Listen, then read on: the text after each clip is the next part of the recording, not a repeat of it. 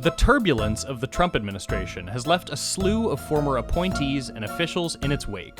While these folks, for any number of reasons, couldn't weather the storm, Attorney General Bill Barr has hung on, taking each crisis as an opportunity to assert himself. The president has not attempted to interfere in these decisions. On the contrary, he has told me from the start that he expects me to exercise my independent judgment to make whatever call I think is right, and that is precisely what I've done.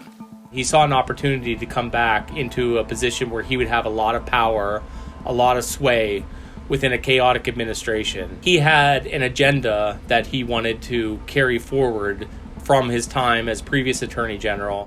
What remains to be seen, with criticism and controversy reaching a fever pitch, is how it will all turn out. Will his fervent support of executive power buttress further presidents and attorneys general for years to come? Or will he, for the second time in his life, hit a dead end and be jettisoned from office along with the other members of another one-term presidency? William Barr was born in 1950 to parents Donald and Mary Margaret, both professors at Columbia University. After going to elite schools Corpus Christi and Horace Mann, Bill attended Columbia himself, where he got his bachelor's and master's degrees. In 1989, he was appointed by George H.W. Bush to the Office of Legal Counsel, where he began writing opinions supporting broad powers for the president and the executive branch, including for the U.S. invasion of Panama and subsequent arrest of Manuel Noriega. In 1991, Barr was promoted from Deputy Attorney General to Acting Attorney General. A few weeks after that, President Bush officially nominated Barr to the position of AG. Barr sailed to confirmation with bipartisan support, including that of someone who would call for his resignation 28 years later.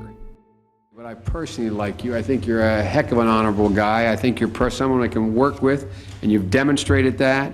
When I say can work with, I don't mean you do it our way. I mean when you sit down and negotiate, you genuinely negotiate. The New York Times in 1992 described the central theme of his tenure as a contention that violent crime can be reduced by expanding federal and state prisons to jail habitual offenders. To this end, he authored a report, The Case for More Incarceration.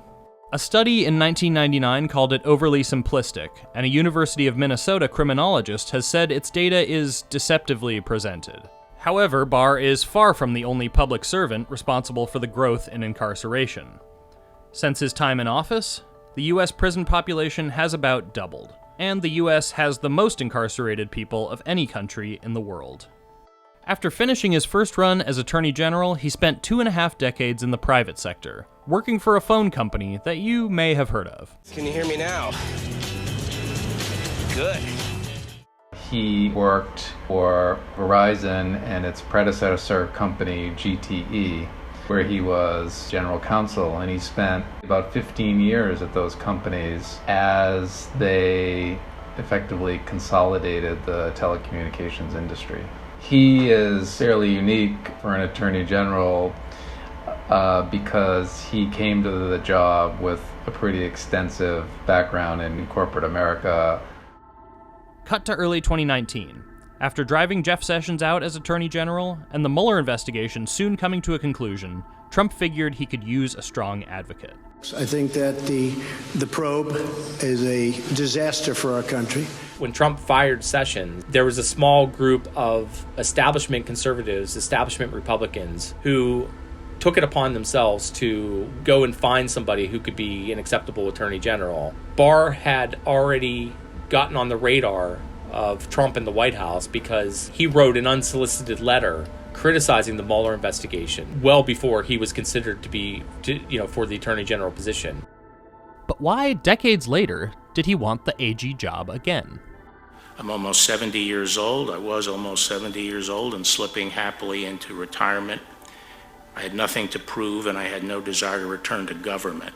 He saw an opportunity to reestablish the power of the executive branch. Barr's Justice Department, has played a central role in defending the administration and defending the White House. I don't think that his methodology and beliefs have changed so much as his actions have changed.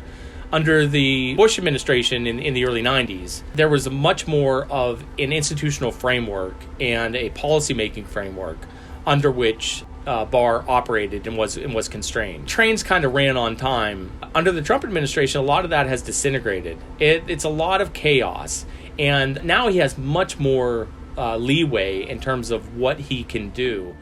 Barr was confirmed, this time on a near-party line vote, in February of 2019. A month later, he set the tone for his time in office, releasing a 4-page letter on the Mueller report. Investigation did not establish that members of the Trump campaign conspired or coordinated with the Russian government in its... Barr mischaracterized the findings of the Mueller report. It was a 4-page summary. The Mueller report was 500 pages with detail after detail of interactions and contacts between the Trump campaign and Russians. And the Mueller report also concluded that the Trump campaign actively sought out Russian assistance and welcomed Russian assistance. And the Mueller report also found that there were at least 10 examples where Trump obstructed justice. Now, Barr didn't provide any of this information in his summary, and Barr put his summary out about a month before the Mueller report became public. Even Mueller himself wrote Barr a letter saying that he mischaracterized Mueller's findings. It was the greatest hoax ever perpetrated on the people of this country. And you know what? I am so proud of our Attorney General that he is looking into it. I think it's great. In the aftermath, Barr also ordered that charges against Michael Flynn be dropped and that the recommended sentence for Roger Stone be reduced. Trump later commuted his sentence anyway. In more recent days, Barr has used the power of his office in more forceful ways. In early June, he ordered the removal of protesters near the White House, leading to acts of violence against what was a largely peaceful crowd. President Trump was subsequently able to conduct this now famous photo op. Then, about a month later, I'm just here to do my job. Barr also unceremoniously attempted to oust Manhattan U.S. Attorney Jeffrey Berman. Barr just announced that Berman was going to step down, and hours later, Berman issued a statement saying he wasn't going to step down. Next day, Barr said that he had talked to Trump and Berman was going to be fired. And Berman, at that point, negotiated a situation in which his deputy would take over leading the U.S. Attorney's Office.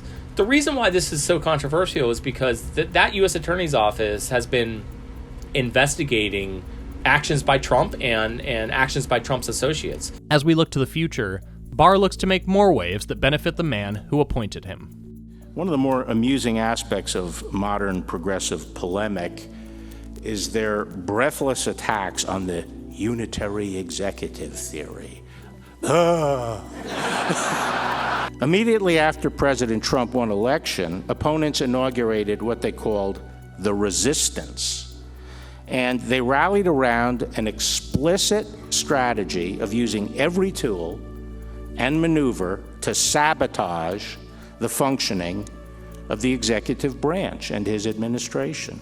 A number of the cases that Barr has personally involved himself in are also cases that Trump wants to have his Attorney General be involved in. Now, Barr will say that that's just doing impartial justice in terms of approaching these different cases. The biggest investigation that Barr ordered is an investigation into the FBI's probe into Trump's campaign and Trump associates related to Russian interference in the 2016 election. Now, that's interesting because then that puts it right as the election this year is heating up. We potentially have a situation where Barr and the Justice Department are going to start to roll out findings that undercut things that were done by the Obama administration, and by virtue, things that were done under the Obama-Biden administration.